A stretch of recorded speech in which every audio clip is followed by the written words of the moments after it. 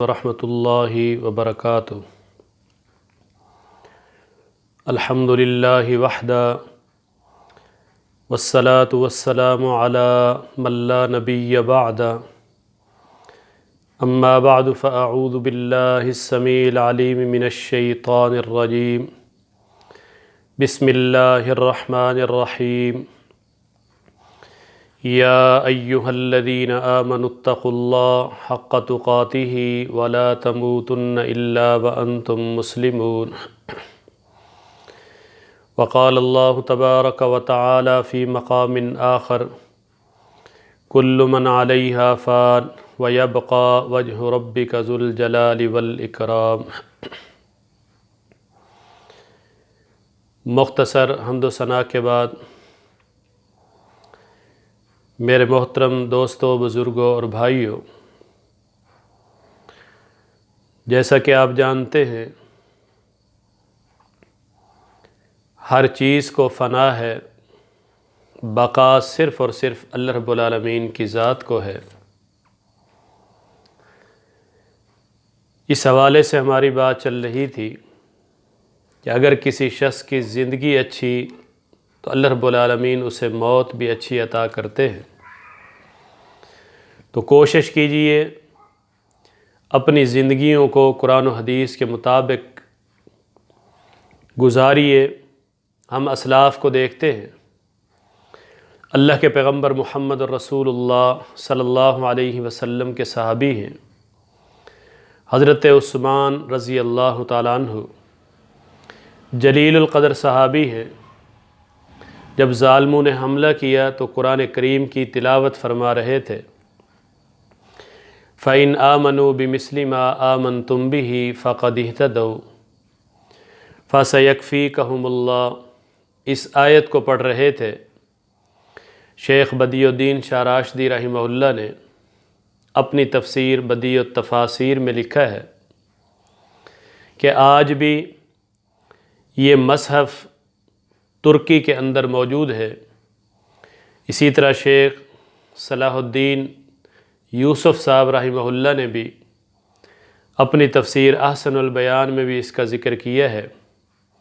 ہمارا یہ عقیدہ اور نظریہ ہے کہ روز قیامت جب یہ با حیا با کردار عثمان رضی اللہ تعالیٰ عنہ رب کی بارگاہ میں آئیں گے تو اللہ رب العالمین کا یہ مقدس کلام، یہ کتاب حضرت عثمان رضی اللہ تعالیٰ عنہ کی شہادت کی انشاءاللہ گواہی دے گا۔ یہ عظیم موت رب العالمین نے عطا کی ہے۔ ان کی سیرت کی ایک دو پہلو میں آپ کے سامنے رکھ کے اپنی بات کو آگے بڑھاتا ہوں۔ جب ظالموں نے حملے کی کوشش کی تو انہوں نے اللہ کے نبی صلی اللہ علیہ وسلم کی ایک حدیث سنائی۔ کہا میرے نبی نے فرمایا کہ کسی شخص کو 3 وجوہات کی بنیاد پر قتل کیا جاتا ہے۔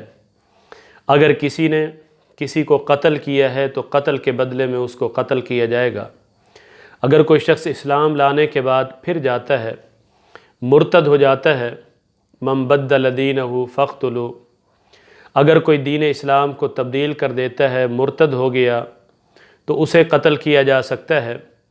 دوسرا، اگر کوئی شخص شادی شدہ ہو کر بدکاری کا زنا کا ارتکاب کرتا ہے تو اسے قتل کیا جا سکتا ہے۔ کہا ظالموں، حضرت عثمان رضی اللہ تعالیٰ عنہ نے ان 3 جرموں میں سے کوئی ایک جرم بھی نہیں کیا، ان 3 گناہوں میں سے کوئی ایک گناہ بھی نہیں کیا، قتل اور مرتد سے ہٹ کر۔ کہا تم زنا کی بات کرتے ہو۔ معاملہ یہ ہے کہ حضرت عثمان رضی اللہ تعالیٰ عنہ نے جہاں پر دور اسلام میں یہ شخص اس چیز کے قریب نہیں گیا تو دور جاہلیت میں بھی حضرت عثمان رضی اللہ تعالیٰ عنہ نے آج تک کوئی گناہ نہیں کیا، زنا نہیں کیا۔ میں آپ سے پوچھتا ہوں، حضرت عثمان رضی اللہ تعالیٰ عنہ کو اسلام نے اسلام لانے کے بعد روکا، کلمے نے روکا زنا سے، بدکاری سے، لیکن اسلام لانے سے قبل جب انہوں نے کلمہ نہیں پڑھا تھا تو حضرت عثمان رضی اللہ تعالیٰ عنہ کو زنا سے کس چیز نے روکا؟ زنا سے حضرت عثمان رضی اللہ تعالیٰ عنہ کو حیا نے روکا۔ یہ با حیا اور با کردار عثمان، میرے نبی کی حدیث ہے، پیغمبر علیہ الصلوۃ والسلام نے فرمایا جو اپنے چہرے پر کپڑا ڈالے جا رہے ہیں یہ فتنوں کے دور میں بھی ہدایت پر ہوں گے۔ صحابی کہتے ہیں میں بھاگتا ہوا گیا، میں نے کہا دیکھوں تو صحیح یہ کون ہے؟ میں نے جا کر دیکھا تو وہ حضرت عثمان رضی اللہ تعالیٰ عنہ تھے۔ یہ عظیم اور جلیل القدر صحابی ہیں۔ کہتے ہیں کہ آج تک میں نے اپنی بیوی کے مخصوص حصے پر نظر نہیں ڈالی۔ کیا وجہ ہے؟ یہ انتہائی تقوی ہے۔ پھر کہا کہ میں نے اللہ کے نبی صلی اللہ علیہ وسلم کے ہاتھ پر جس ہاتھ سے بیعت کی ہے اس ہاتھ کو آج تک میں نے نجاست سے دور رکھا۔ یہ وہ با حیا عثمان اور با کردار عثمان ہے۔ اللہ کے نبی صلی اللہ علیہ وسلم کے پاس ابو بکر صدیق آتے ہیں رضی اللہ عنہ، حضرت عمر رضی اللہ تعالیٰ عنہ آتے ہیں۔ میرے نبی صلی اللہ علیہ وسلم جیسے لیٹے ہوتے ہیں لیٹے رہتے ہیں، لیکن جب با کردار اور با حیا عثمان رضی اللہ تعالیٰ عنہ آتے ہیں اللہ کے نبی صلی اللہ علیہ وسلم اپنے کپڑوں کو سیٹ کرنے لگتے ہیں۔ پیغمبر علیہ الصلوۃ والسلام سے جب پوچھا گیا تو میرے نبی نے فرمایا تھا کہ میں اس سے حیا کیوں نہ کروں جس سے اللہ رب العالمین کے مقدس فرشتے بھی حیا کرتے ہیں۔ یہ سیرت کی ایک دو باتیں، ایک دو پہلو ہیں۔ پتہ چلا کہ جس کی زندگی اچھی اس کی موت اچھی۔ اسی طرح ہم حضرت علی رضی اللہ تعالیٰ عنہ کو دیکھتے ہیں، نماز کے لیے آ رہے ہیں، اللہ رب العالمین نے شہادت کی موت عطا کی ہے۔ ان کا نظریہ کیا ہے؟ زندگی کس طرح گزارتے ہیں؟ عقیدہ کیا ہے؟ منہج کیا رکھتے ہیں؟ وہ یہ کہا کرتے تھے کہ دین کسی کی فہم و فراست کا نام نہیں، دین کسی کی رائے کا نام نہیں۔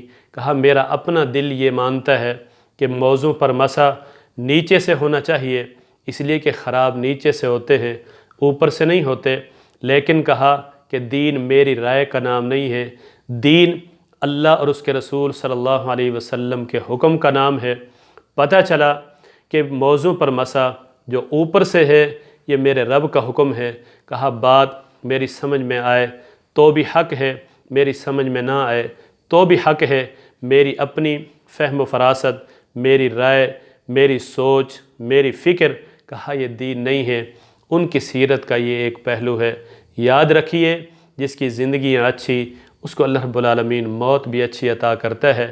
پیغمبر علیہ الصلوۃ والسلام کی حدیث ہے، آپ دیکھتے ہیں صحیح بخاری میں بھی ہے، فرمایا عذاب القبر حق، قبر کا عذاب برحق ہے۔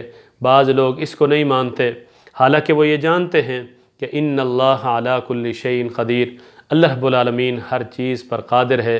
یاد رکھیے یہ مختلف ادوار ہیں۔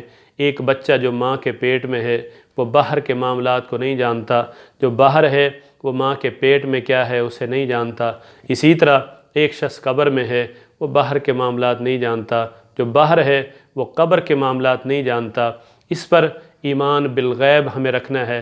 عقیدہ آپ کا بہتر، آپ کا عمل بہتر، آپ کا کردار بہتر، آپ کی زندگی تقوی والی ہو تو انشاءاللہ اللہ رب العالمین آپ کو بھی اور مجھے بھی اچھی موت عطا کریں گے۔